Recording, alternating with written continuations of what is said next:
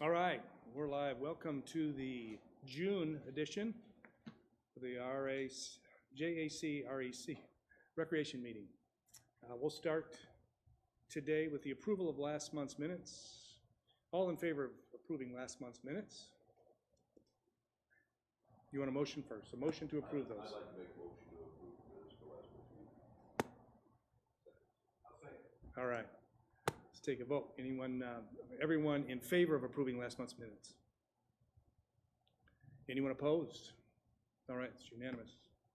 All right, we're going to start off with some visitors. The first I have on my list is Damon Williams, committee applicant. Is he here today? Yeah, I'd like to step up to that microphone and just tell us a little bit about yourself and why you'd like to be on the committee, and we're all ears. Well, thank you for having me here. I guess this is a little bit of an interview, I suppose, the gauntlet. I'm relatively new to the community. My wife and I moved in November 1st of last year.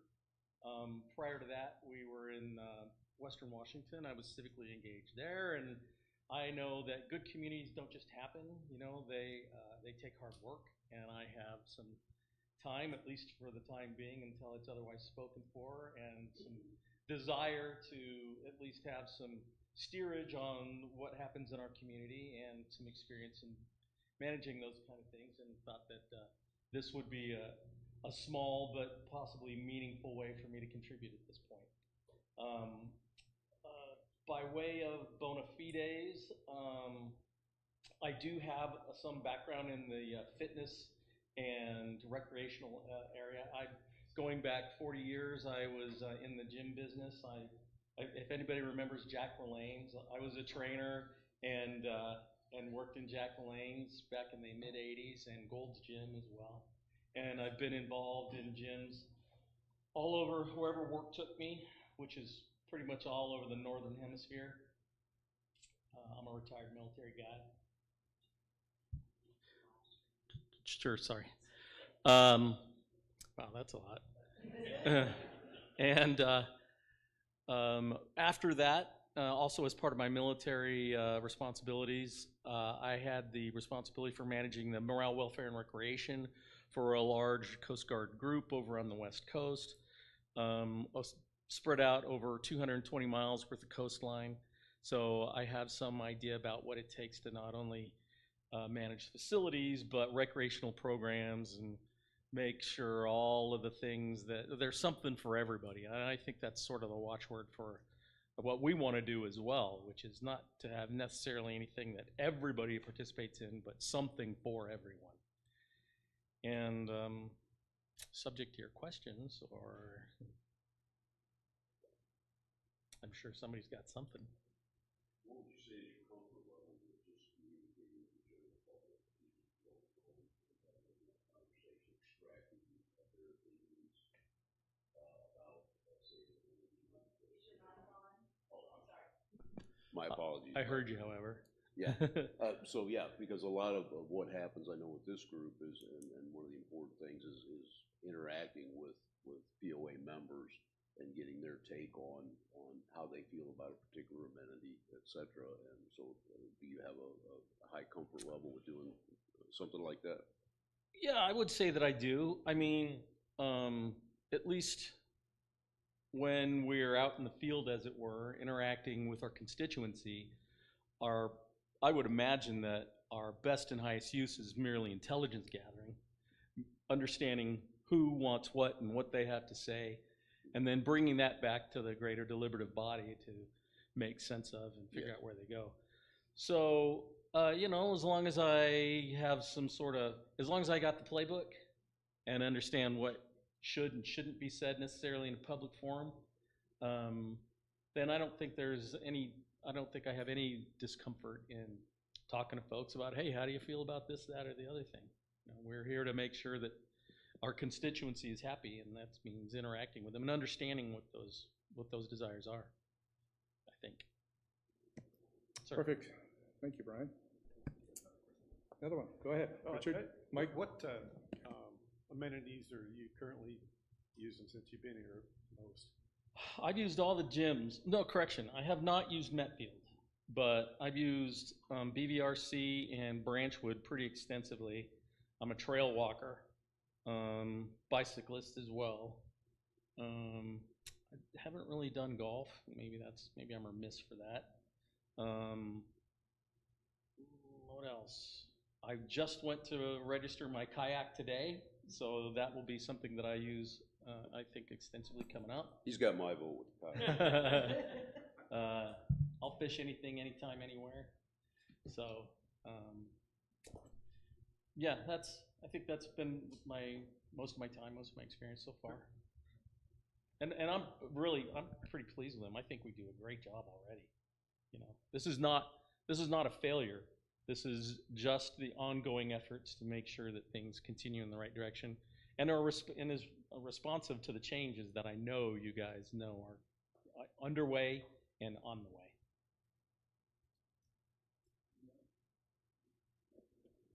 All right, thank you, David. Thank you. Awesome. Next up would be Russell Rappel. Do I have that correct? Yeah. All right. That's great. I have some handouts here. I was told I could hand them out. If you want to pass it down, please.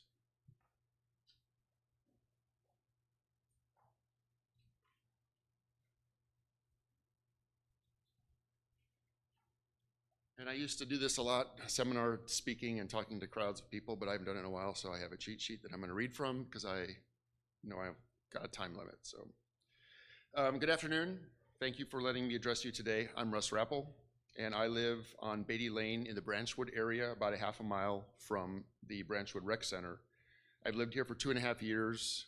My parents have owned land here since 1988 and moved here in 2006. I'm here today on behalf of all of the dog owners in the Highlands area and the Branchwood area in particular. We would like to request consideration of a dog park area in the space behind the Branchwood Rec Center and adjacent to the #1 disc golf net and the #2 disc golf tee area. I was advised after contacting the POA here, by Tom in particular, that this was the meeting to attend as it's closest to when you start talking about the 2026 budget. In the area that I've given you there, that's just a little example. That's in no way saying it's got to be here. It could be anywhere on the disc golf course, but I walk that Branchwood Trail almost daily, at least 3 or 4 times a week if it's not raining, with my dog, and just looking at the area and seeing and interacting with people that play on the disc golf course. I feel that anywhere along that area, it could be further back so it's out of sight a little bit if that's a concern, but anywhere in that area I think is the best area because it's free from any hindrance to the disc golf operation or play, but it also is accessible from the parking lot should someone elderly or has difficulty walking, disabled, can also get to it and use it. I don't think it needs to be, me personally, this is personally, I've talked to people walking on the Branchwood Trail about this, and a lot of people said that, yeah, that would be great. Me personally, I don't think it needs to be as big as the dog park over at Loch Lomond. That's like, I would say that's the main park, the #1, but something a little bit smaller that would just accommodate, the people that live specifically in that area. I understand that the east side has asked for something similar.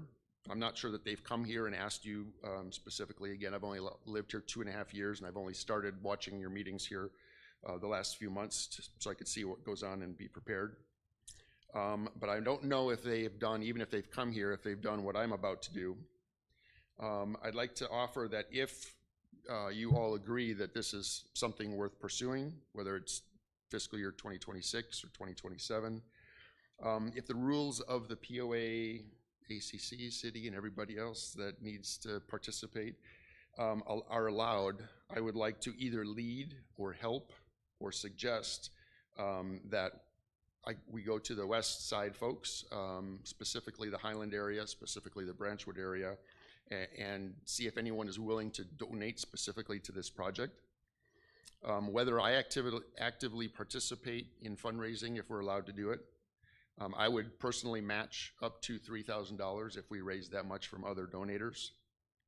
And I would just request that any funds that would be raised for this specifically are designated to the Branchwood project. Thank you for letting me address you, and if I have any time left, I'm willing to try and answer any questions. I believe we can. Go ahead. Hi, Russell. Do you have any, numbers on what we're talking about cost-wise? I know I just had a fence put up in my yard that was wood and chain link. And that just on 3 sides with a couple of gates was around $5,000. So I'm assuming we're talking a bigger area. We're talking a couple additional gates with probably a big double gate for the riding lawnmower to get in there to mow. So probably somewhere between 10 and 15,000. I know the fence at the lake at Loch Lomond is a 6-foot fence. I've used that, and I have also used the dog park in Bella Vista, in Bentonville, right off of the 49. And their fence is not a 6-foot fence. I believe it's just a 4-foot, and I don't think we would need more than that. I believe a 6-foot fence would increase the price tremendously. A 4-foot, I don't think would be more manageable. Do you have any information on the current usage? I honestly didn't know there was a dog park at Loch Lomond, but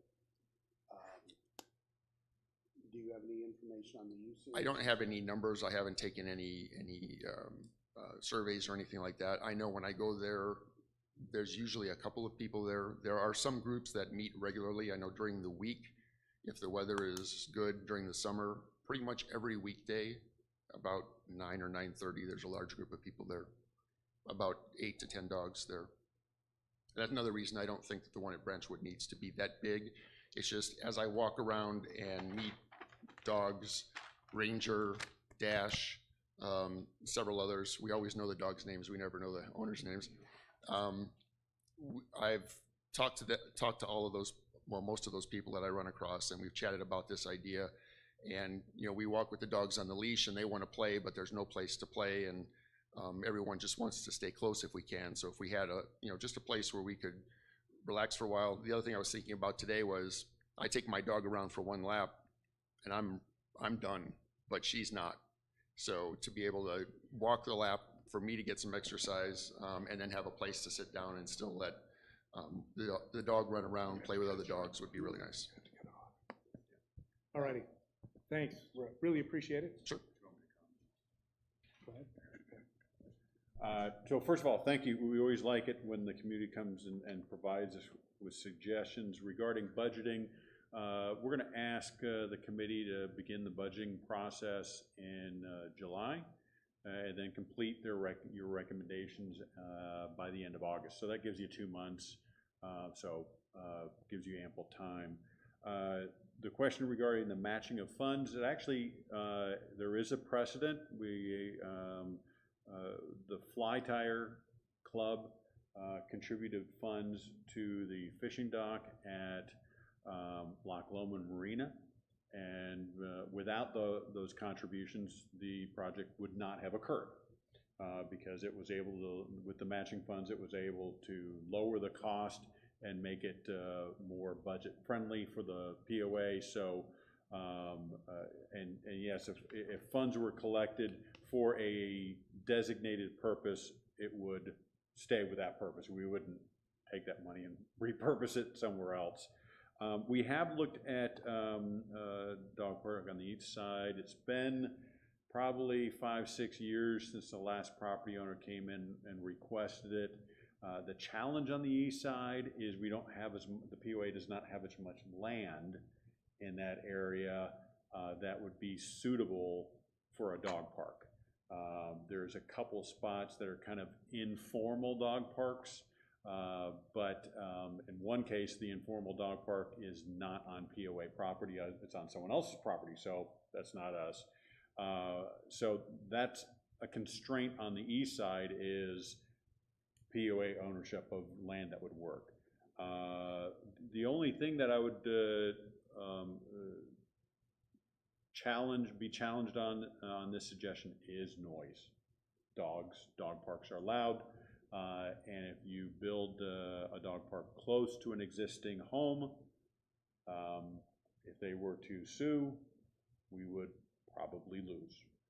So that would be a concern, where at Loch Lomond, the nearest home is quite a distance, so they can bark all they want, and it's probably not going to disrupt the nearest home. So that's one thing that we do need to make sure that we consider as part of the our due diligence is proximity to homes. And there are a couple homes that are, you know, on this, you can see there's 1, 2, 3 that are pretty close. So that would be my concern, is if you all of a sudden add something close to someone's house that's gonna be loud, that would be a concern. So, so that's I don't wanna take more of your time, so. Well, thank you, Tom. We're going to move right along to the amenity reports, and unless there are any other visitors wanting to speak, we're good. Okay. Moving along, we'll start off with London. Of course, that happens to be mine. Overall condition, the restrooms were clean and well stocked. Pavilion area looked great. Fish cleaning station was again overflowing, but it looked great. All looked great and really green due to the wet weather. Now, I'm not sure how much of that has changed in the last 48 hours, but I haven't been down there. You could probably fill us in. But areas for review, the left side of the dock, left corner, closest, well, into the lake, is coming loose, and I've included pictures here. Then there's an erosion along that left side just before the dock starts. It's along the shoreline where the ramp is. The water is eroding a hole through the rocks. All that gravel is now washing out into the ramp. Now that's, when I looked at it, it was pretty minor. Again, I've got a picture. There's no telling what it looks like now. And really, that's all I have. Everything else looked great. That's all I've got. And very little, well, there were no member interactions that day because it was raining. I was there, so. That is my excuse. All right, next up is the Branchwood Complex and Trail. And I do not see Corey. He's not on Zoom. Okay, we will move past that, and I don't, if I can find his report, I'll give it here shortly. I did not receive it. Okay, I don't believe. I don't think I did either. All right, let's move on to Blowing Springs, and that would be you, Eric. That would be me. Mike. Overall condition, good. My comments are the same as several months. There are potholes as you enter both lots 1 and 2. I call the first one 1, and I don't know if there's official anything. And then the next one 2. Paint's needed on the Gear Garden Water Station, the bench at the Blowing Springs parking lot when you come in, and it's a parking lot, and there's a porta potty that needs to be repainted.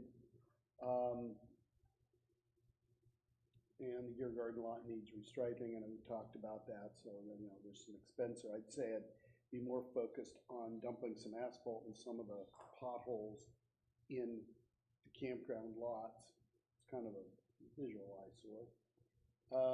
Ponding occurs at the edge of the roadway, so when you pass the entrance booth on the right side, if there's been rain, it kind of ponds at the edge of it. Let's see. The employees I spoke to at the booth indicate the campground toilets need HVAC work. It wasn't warm enough that day, ironically, to tell. They also felt they could be painted, although I went in and I really didn't think they need to be painted. I know the Gear Garden ones have been painted and look much better. In the men's toilet, the overhead light is flickering at the last shower stall. In the laundry, maybe just me, there's an overhead fan when you walk in the laundry for the campground, like the waiting room where there's chairs and stuff. I couldn't get the overhead fan to operate. Maybe that's just me, but I had the switch I thought was the right one.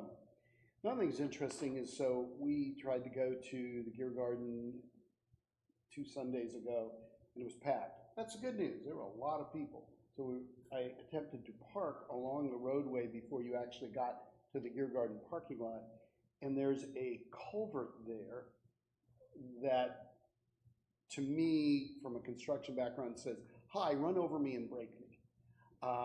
With someone parking there when the lot is so full, my thought would be to look into putting a simple, just a bollard, a pipe in front of it, so no one could actually run over it. That would be a simple situation. It probably only happens when the Gear Garden's full, but you know, it was full that day. We actually didn't stay because it was packed, which is good. There's a little trash in the Gear Garden shower, a few water bottles. I picked them up in the Gear Garden spectator area, but largely it was pretty good considering how many people had been there. The mutt mitt at the Gear Garden didn't open. I think it's the top's supposed to open, so you put stuff in. Maybe I'm wrong. Maybe it's not supposed to open. Didn't speak with any guests. I also am temporarily doing Granton Park. Everything looked great there. Trash receptacles maintained, mutt mitts filled, restroom was serviced.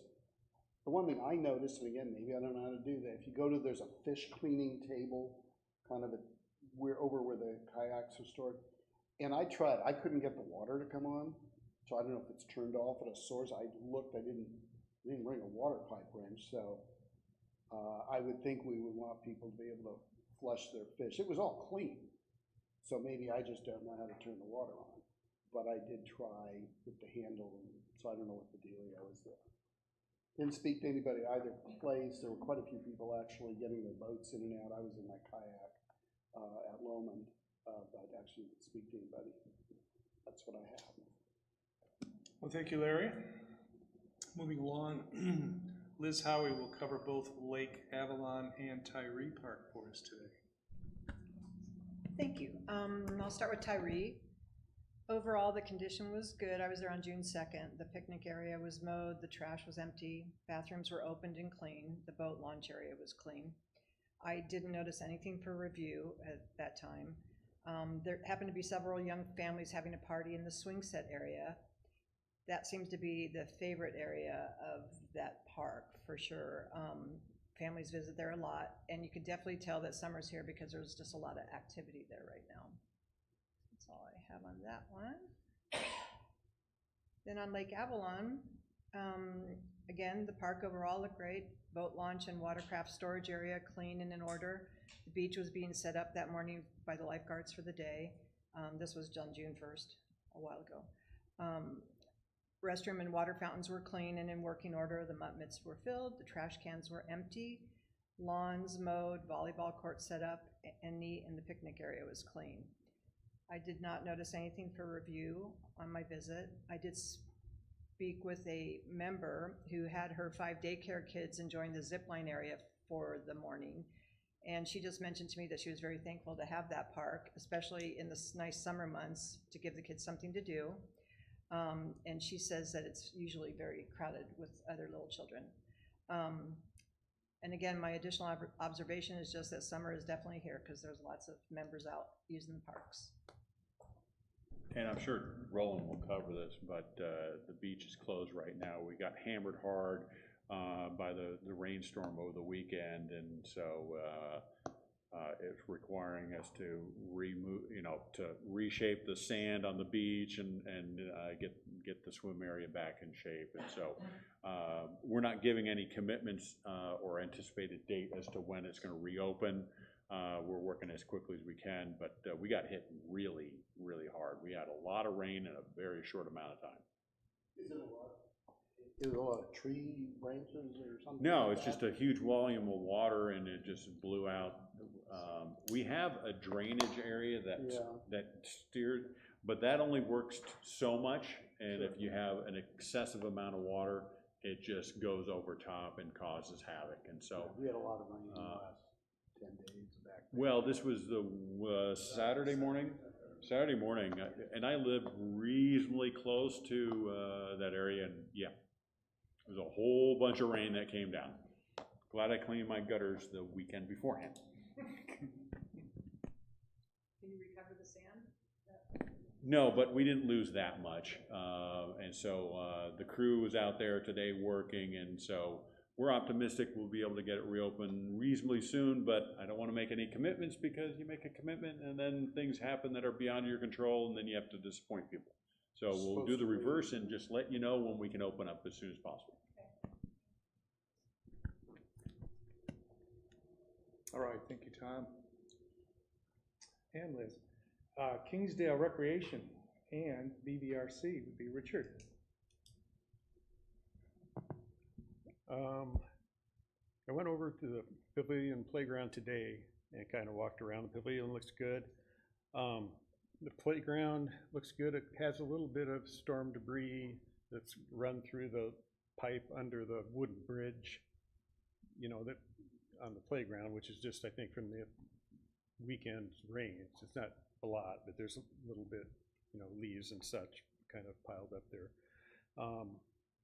The mini golf course looked pretty good, but it had a little storm debris on it too on the south end. Some of the holes had, you know, leaves and kind of dirt from the rain wash off on it. I had, there's some kids playing there today that I had a little issue with in my member relations. They're 12, 13 years old. There are about 3 of them playing, and they were just slamming the ball everywhere, you know, how hard they could hit it, you know, everywhere. And then I saw one of them take a putter and break it over his knee. And so I went over to him and I said, hey, you know, if you're going to do that, you need to get out of here, you know, and they calmed down. And no, not at all. They were, but they were kind of acting out of control. But not doing any serious damage, I don't think, because there was no one else there. But when I saw him breaking the putter over his knee, I thought, no, we're not going to let him be doing that. The rec center looks great. I went there today too. There's quite a few people there, and everything looked good. The pool's open, looks really nice and very busy, and a lot of people enjoying it. Tennis center is doing good. This morning they were busy hanging state championship banners. Kelly was busy with that with some BOA people, and they looked like they had a lot of them to hang. They were working on that. They put on a French Open mixer, I think it was last week ago, Friday night, that there were 20 participants at, and it went really well. Everybody had a good time. The one thing I heard from some members and some that didn't actually attend was they thought it was a little pricey.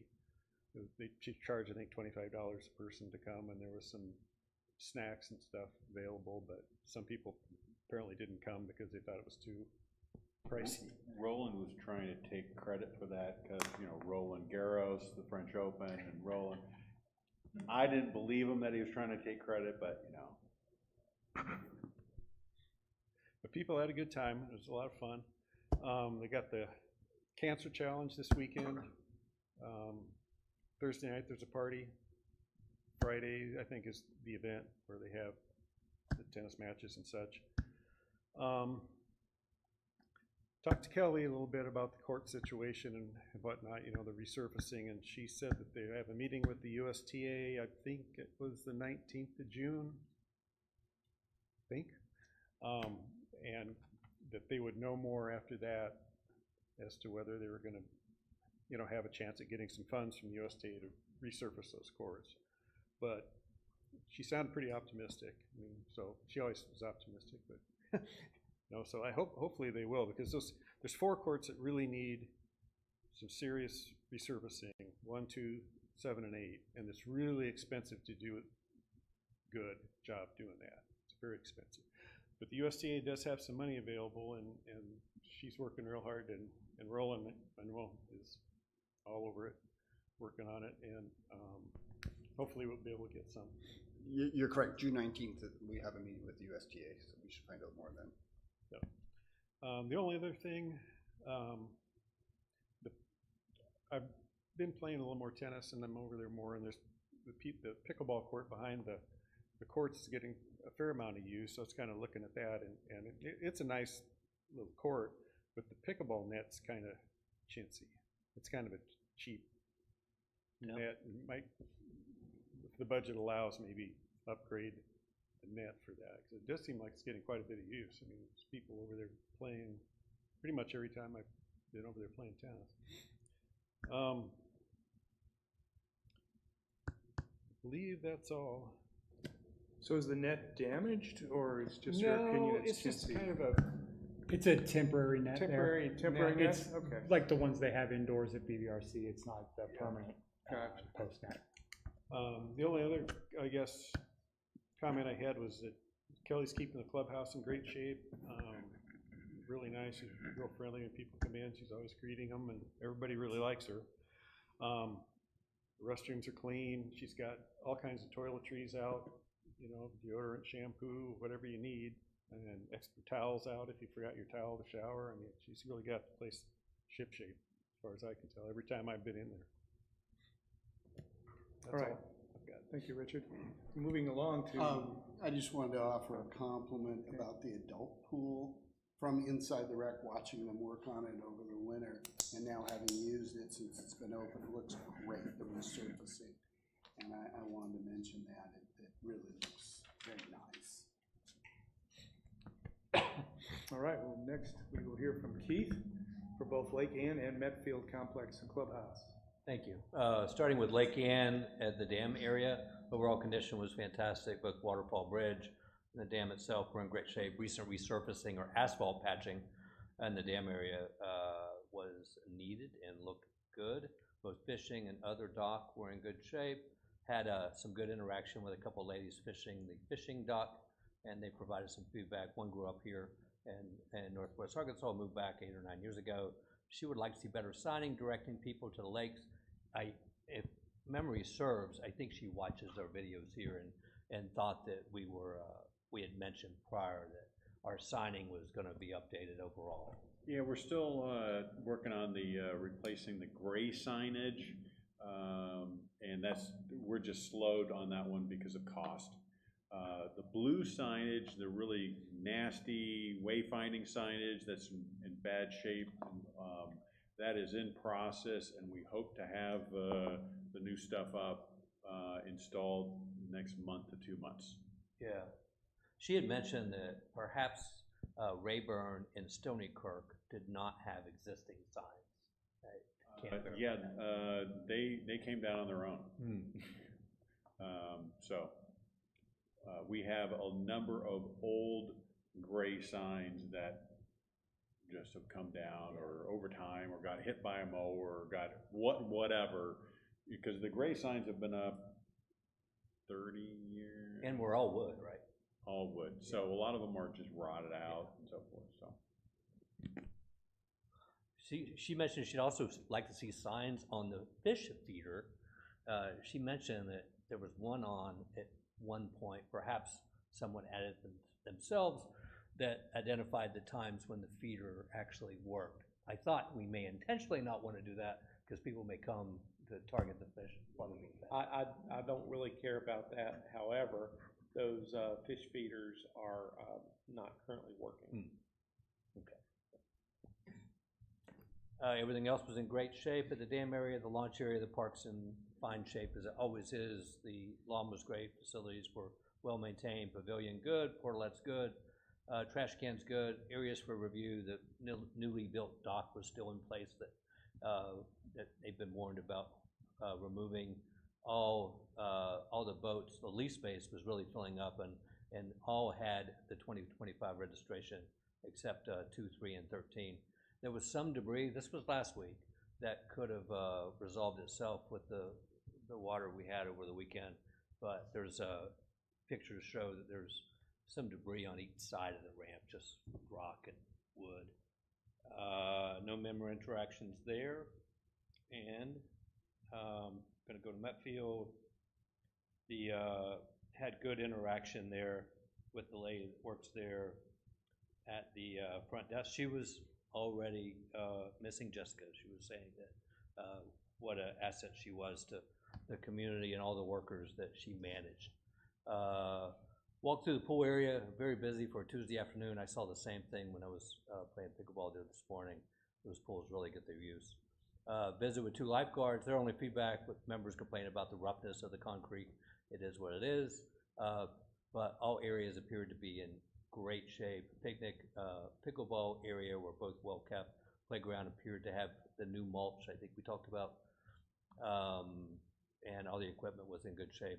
Clubhouse, workout facilities, all great. Areas for review, you know, at some point, I understand we're probably already targeting it, the sidewalks close to the parking area at the workout facility, the general clubhouse, are decaying pretty fast. Member interactions, again, great discussion with Cheryl at the rec center about Jessica. She said one member suggestion was bringing back the member suggestion box that we used formerly and kept at the check-in area. Thought I'd pass that on. And that's it. All right, thank you, Keith. And, you know, I would like to add, I've had the pleasure of running into, you might say, Jessica over the years, since I'm at all the gyms all the time. And it's always been positive. She's always on top of everything. Yeah, she'll be sorely missed. I was unaware she had left. I didn't know that until just the other day. No. So I'm surprised, but at the same time, she's just one asset that I always look forward to having interactions with her. Next up would be the gun ranges. Brian? Yes, let me start off with apologizing for missing last month's meeting. I was called away last minute, could not be helped. I did review the tape from last month, and a couple of things that were brought up I didn't really hear any feedback on, so I'm going to bring those at least two things up again briefly. The day that I was out there, the trap and skeet range was not open at that time, so I was not able to cover that. But a couple of things that were brought up to me previously were the splitting of the PA system, John, in slow time so that you're not, it made sense to me that we had that ability to do that when the ranges are not full, so you're not inconveniencing one side or the other when you gotta go cold. So I told the guys out there, the RSOs, I would bring that up. And I didn't know if you had made note on that last month or not. And then shade structure was brought up. Now, I was out there just a few days ago, and I was standing there talking with people, and I can vouch for needing a little bit of shade out there. We were standing in the sun, and it got hot pretty quick. And I was even considering maybe trying to assist in coming up with something for that, maybe helping out with that, whatever the case might be. But anyway, moving on, it's nice to see that the archery range, the grass has come in nicely on that. There was a lot of comments about turning that into a driving range, but I can't see it going that way. So my question that I would have then at this point is, do we have the rest of our equipment on the way, John, for archery range? Is it ordered and coming? So the archery equipment is ordered and coming.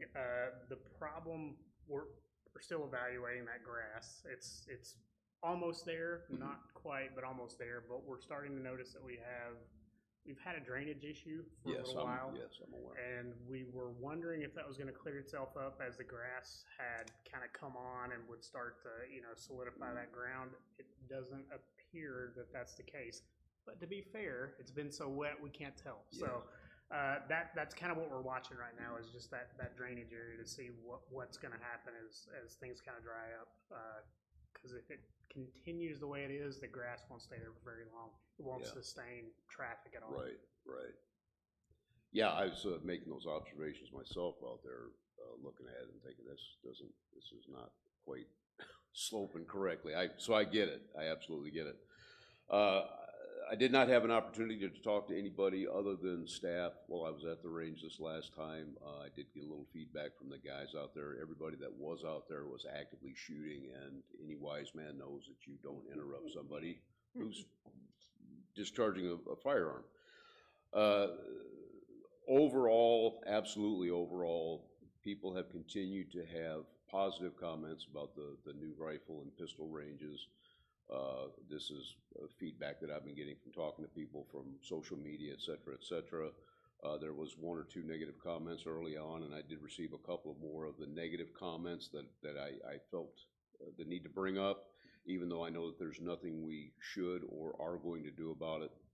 There was one gentleman that absolutely refused to shoot out there as long as he had a camera pointed at him.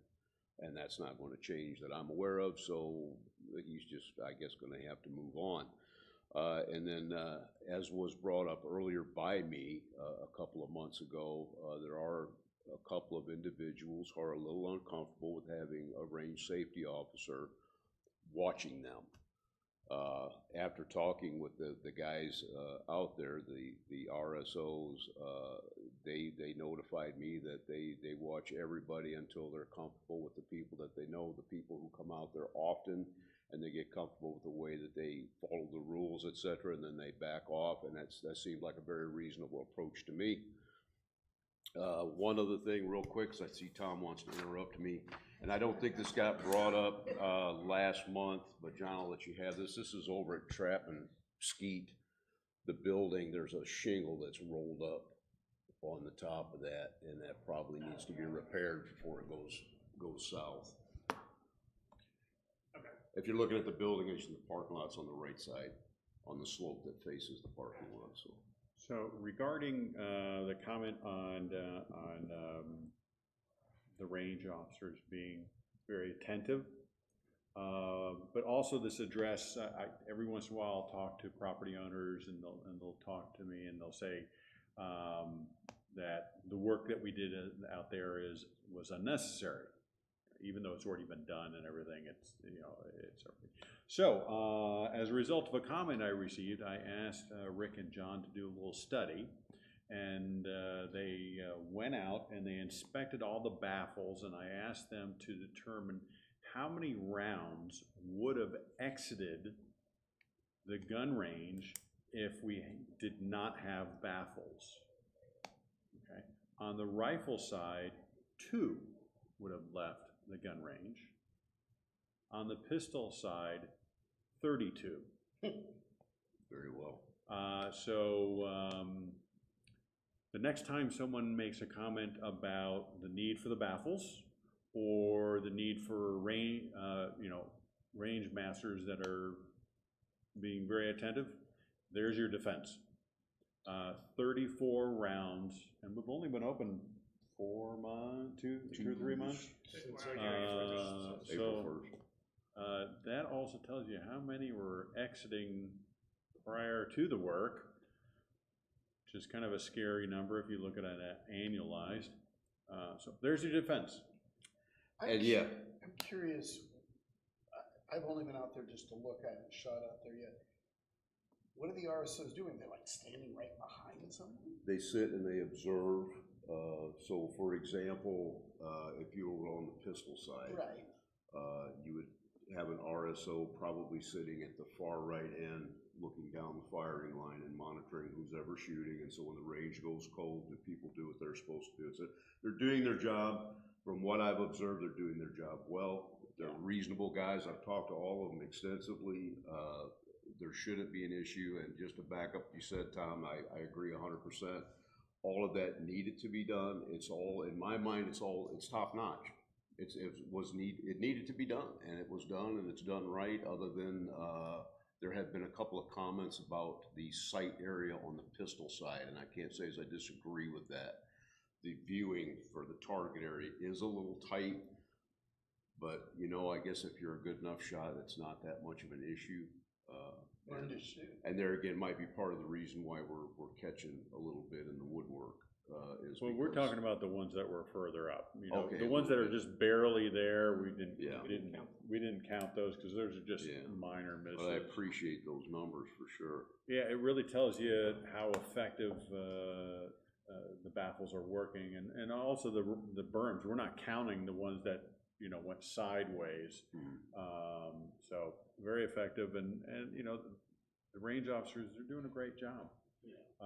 And I would venture to guess that if you polled majority of range users, they'd probably self-characterize themselves as being expert marksmen, and if we talk to the range masters, they would probably characterize most as not being Yeah. So accomplished. So, it's just, we want to just make sure this is a fun, safe environment for all users. Absolutely. And just to jump the tracks here just a little bit, Bob, if you give me another moment. I do want to bring up to, Trey, I believe this is you, and this will be the third year that this has been brought up by someone on this committee. Probably more me than anybody else, but definitely more than just me. Coming into the RV park at Blowing Springs, basically once you pass the shack, on the right-hand side in two spots along that south side of the road, there is and has been vegetation that is severely encroaching onto the roadbed. And I encountered another issue again this last Sunday driving down through their oncoming car, and I'm trying to stay away from the scratch hazards, if you will. So I'd like to throw that out again, that if we could get that stuff trimmed back and out of the way. The road was trimmed once this year early, and then we usually trim it a second time, which would be 2 or 3 weeks ago is when ideally we would have had it done. And it was on the books for today, but the team is doing some of the rain cleanup. But it'll get done this weekend. Yeah. Outstanding. No, yeah, totally agree. It's almost one lane now. Yeah. And something else I noticed, just a quick aside, I saw 3 flickering lights at the Gear Garden last Sunday evening, and 4 that were out. I'm willing to get my ladder out to tighten up the loose ones, but if you guys want to get me 4 bulbs, I'll go ahead and replace those wall magnets. You're talking about the string? Yes, the light strings. You know, if you stay out at the Gear Garden long enough, you may see a UFO. It can happen. Thank you, Bob. It looks as though. Thank you, Brian. I'm going to go ahead and give Alan's report. He's not here. He was unable to make it today, but he did send me both reports for Tanyard Creek and the Blowing Springs Trails Greenway. We'll start with Tanyard Creek. Overall conditions, park is clean to litter and excellent condition, providing paved and soft trails for nature lovers, hikers, and pet walking. Educational signage along the trails provide learning opportunities for hikers explaining flora and geological features of Tanyard Creek Nature Trail. Sounds like an advertisement. Pet refuse. Station is located at the entrance to park along with trash receptacles and water for pets. Pavilion is located at entrance and park available for rental by contacting the POA. Yeah, this is more of a promo. It's volunteer group as well. Yeah, I know. I tease them about, okay, let's see. Member interactions. Park was full on Tuesday, May 20th. Tanyard Creek waterfall was roaring and everyone enjoyed the show. Interviewed a gentleman from Tulsa taking professional grade photos of the park. He was highly impressed with everything. Additional observations, no parking striping has been added to the paved parking lot to prevent vehicles from blocking the entrance to the overflow parking lot. With the main parking lot in full swing, pavilion renters have only the Tanyard Creek practice facility for parking. If possible, let's look at developing an unloading zone and pickup area adjacent to the nature trail, next to the restroom. This would accommodate all users of the TCP. Let's see, okay. Then we have Blowing Springs Greenway Trail. Caution. Paved section from the front parking lot to Houston Road has several small areas of standing water. I'm sure that's grown. Areas of mud and gravel washed out into the trail pavement from recent stormy weather. The remainder of the trail is in excellent shape. Areas for review, water spigot station at the front parking lot trailhead would be beneficial to hikers, bicyclers, and pet walkers. Member interactions, the cycle group from Tulsa were very complimentary to the area. Pet walkers were numerous and complimentary of the trails. Additional observations, per Victor Gruel, CEO of Trailblazers, funding to repair the 13 broken water spigots along the Little Sugar and Back 40 Trail system has been raised, and work is scheduled to begin on or before May 26th, 2025. I'm sure he meant June. With the goal to have all systems operational by the 10th. Article on the Trailblazers Facebook page. And that's all he has for both amenities. And we'll move along here. I don't have any current business at this time. New business, though, we will briefly address the results of the email vote to reinstate member terms that are expiring for both Alan and myself. Keith has the results of those. Yes, had email confirmation from 7 people, which is the majority, that they would like to have both Alan and Robert reinstated. Thank you, Keith. With that, I will forward that on to the board for board approval, and then we will pick up where we would have left off in this meeting to vote for committee positions in August. And as well, we will address the budget discussion in August as well. We have a new board liaison with us today, Jackie Gang. If you have anything you'd like to add, or anyone from our board liaison. Sure, I was on the rec team, Matt was on the board and was a liaison for a while, and then and back to it. It's kind of my passionate JAC. I just want to make a couple comments. Thank you for being willing to be a member of this board, of this committee. I think that it's the community and active members like all of you that help this community be the community it is. So appreciate that. Comment about the East Side Dog Park. We've talked about that for years, and any expertise you would have to make that something that we could also pursue, because there's a need on that side too, but appreciate your efforts on looking at another one on close to Branchwood. Appreciate that. And I've talked to Jessica, but I'll just pass on to you that we appreciate all the effort she's done for us, and we'll definitely miss her and wish her well in her new endeavors, because she's outstanding. So, but I appreciate being back with the group. Thank you. Nothing to add. Yeah, you're stuck with me again. Thank you, Deborah and Jackie. We will move on then to the POA staff reports, starting with Tom. Do you have anything? Just a brief one for those interested. We have a community meeting regarding the assessment increase campaign that's coming our way. We already had one last week, and we have 2 next week on June 16th at Branchwood at 10 a.m. and June 18th at Metfield at 4 p.m. So we tried to include all 3 areas, east, central, and west, a couple different times, a couple different days to accommodate, hopefully, everybody's meeting needs. So if you have any questions regarding the proposed assessment increase, please attend those meetings, and I will answer questions until I no longer receive any. All right, thank you, Tom. Next up is Rick Echols. All right, so the Lakes Committee last month okayed a drawdown for Loch Lomond. So I wanted to bring that to this committee and make you guys aware.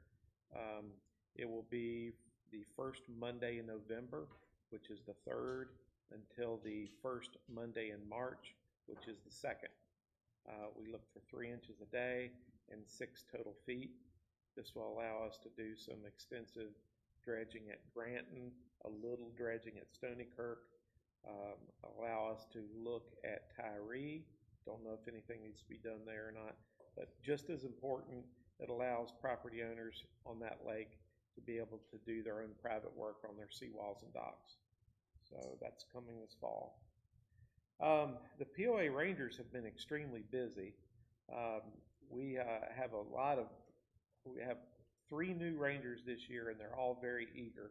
We had 11,500 contacts for the month of May, and that is up from 4,400 in April and 5,700 in May of 2024.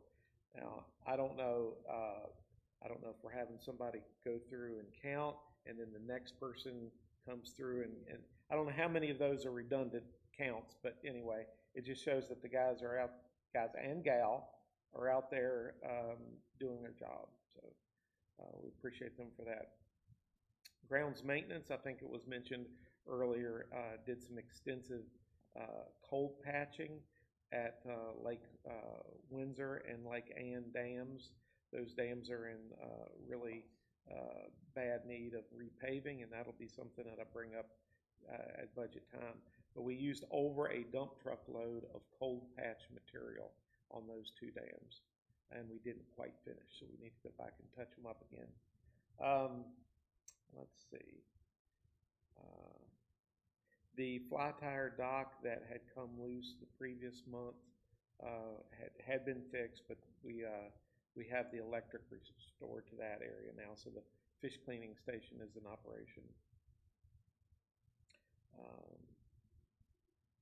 Let's see. We're still working on many downed trees. Just over the weekend, we had a couple more trees come down. One at Branchwood. I think Joe said that he could take care of that one at Branchwood maybe tomorrow or Wednesday. Of course, the issue that we talked about at the beach. We took some additional water quality samples to confirm that things are in good shape there. And under in the London Landing Road washed out again. We are going to get that fixed later this fall, but we'll temporarily get it passable for now.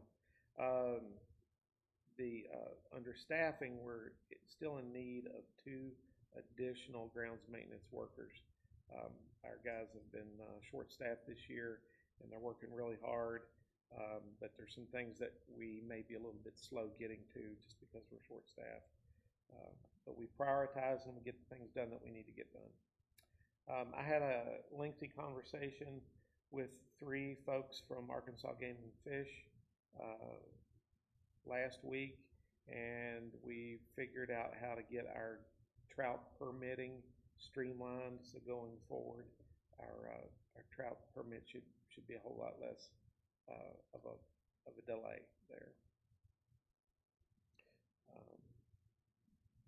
We have our grass carp raffle is ongoing.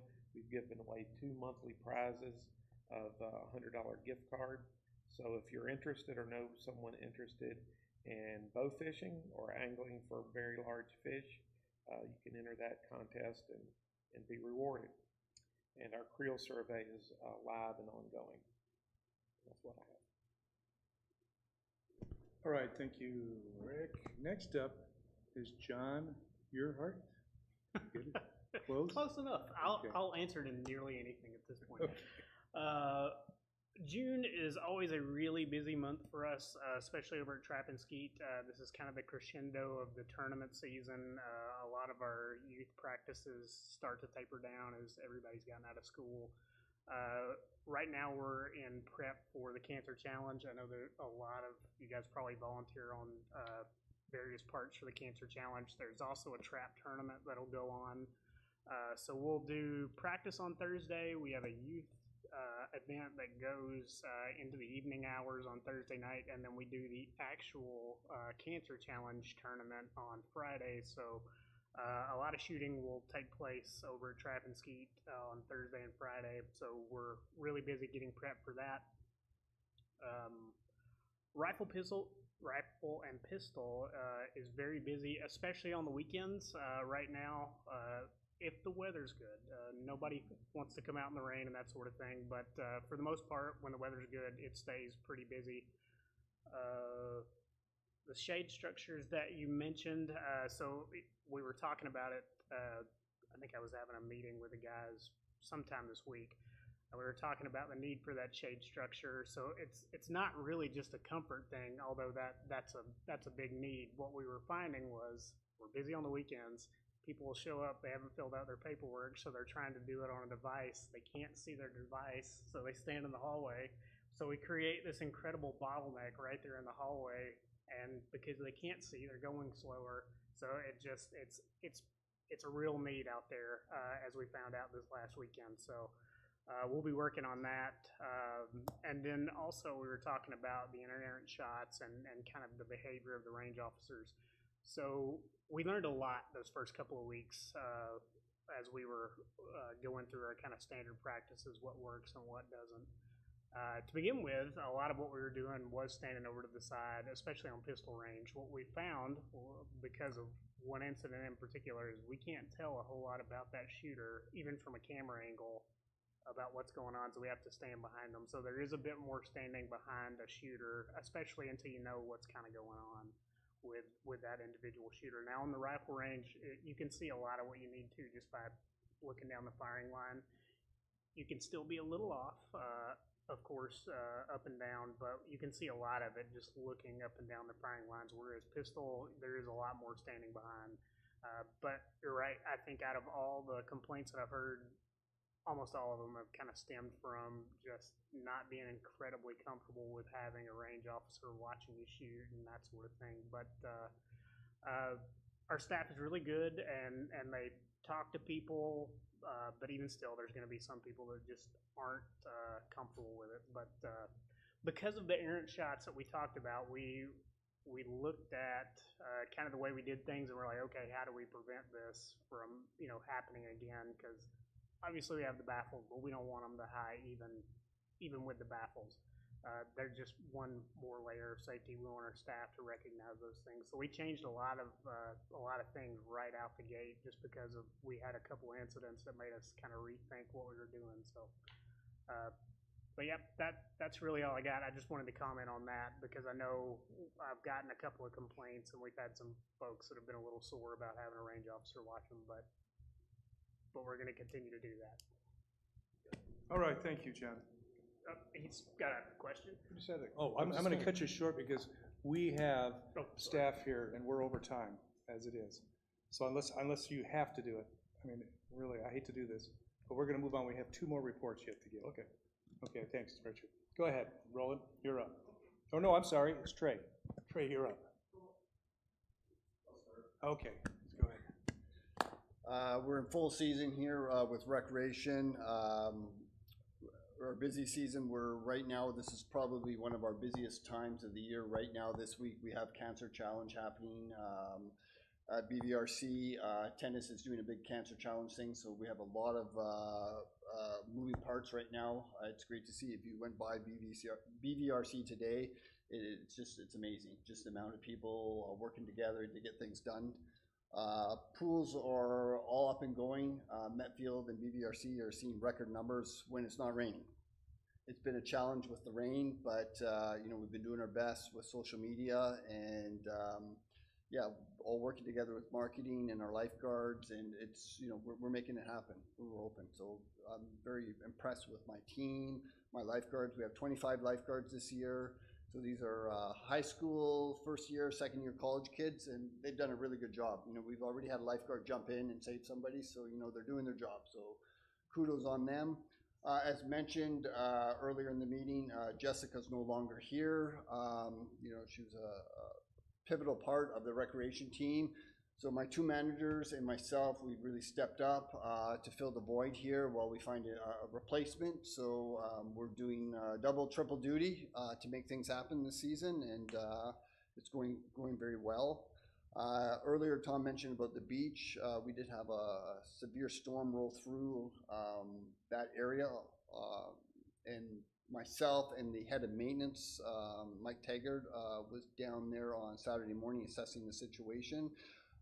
They were there today in the morning, and they've done a bang-up job putting it back together. It's like night and day difference. So we're very optimistic that will be open in sometime in the next couple days to a week or so. So we're very happy about that. Other things, if it wasn't for my maintenance crew that shows up every morning to get those pools up and running, everybody sees it when we open, but first thing in the morning, they get there, they clean the pools, they do a bang-up job. So I'm going to give kudos to my maintenance team. I know they do watch this live and stuff, so good on them. I really appreciate the work they do. So thank you. All right, sorry for the mix up there. Thank you, Roland. Trey, you're up.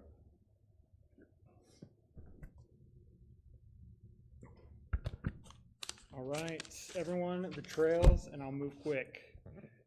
Year to date, we did 171, 815. So we've just now done more people, had more riders clocked this year than any year before. So the weather had slowed us down. We had a couple slightly behind months, but we're up 31% this May from last May, which is kind of almost too much. It's a lot of folks. That's a lot of folks. Again, Huntley and Blowing Springs, the busiest places that we've got. The Greenway's seeing the most traffic as it has continued from the time they installed it till now. It's every month's bigger than the last. So good deal on the trails. Bad news on the trails is all this water. Wind is easy to see. It's easy to see the damage that wind does. It gets on the news. But a tree comes down, we can cut it and we're good. That's the end of that problem. The water problems, they take a higher level of technical expertise to solve. It takes more man hours to get the problem solved. We can't return the trail to the way it was before it got damaged by the water. We have to improve it, make it different than it was before so that it can handle the new riverways. Obviously, all the building, every time we pave something, every time we put a new roof up, that has an impact on it. So water is really what we don't like, and this year was a wet one. Hopefully we are past it, but we got people out all over putting in work, but just know that right now today is the worst day, I believe, for the trails in 25. I think after this, after this water damage, they'll look better every day this year. This is usually when the worst of it is, this time. Just at the end of the spring is the hardest time for the trails. So, but everybody's out there working on it. Last week we had the engineers come and look at the railway at the bridge on Spillway at Lake Ann. We've had that shut down for a while, and the engineers are out last week. We're putting together a plan for that. The hydrants, which were mentioned, we got new hydrants coming in, which is excellent. Those are going to be the all-year hydrants like the original green ones were. These are going to be warranted for 2 years by the installers. So we're going to they're slightly different. We're going to get a better look, I think, at how they function and how we can keep them on all year long. We've also got a hydrant being tested at Tweety Bird in case we need to add some after the 13 hydrants that we've got paid for. If we need to add some in the future, we've got another cheaper hydrant that might get us along that we're testing out at Tweety Bird. So, but that'll be this next month. They're going to be around. So we'll see new hydrants, new water just in time for the dry season when there will be no rain and all heat. So. But a good month for trails. FAST meeting will be here, the volunteer group, tonight, and that is an open meeting. Anybody wants to come in, and they like to open it up every once in a while and show people what they're doing. So good time to visit if you haven't seen a FAST board meeting before. But that's all I got. Alrighty, thank you, Trey. Well, that's it for today. Our next committee meeting is July 14th, 2025, 4 o'clock, boardroom and live stream. This meeting is adjourned.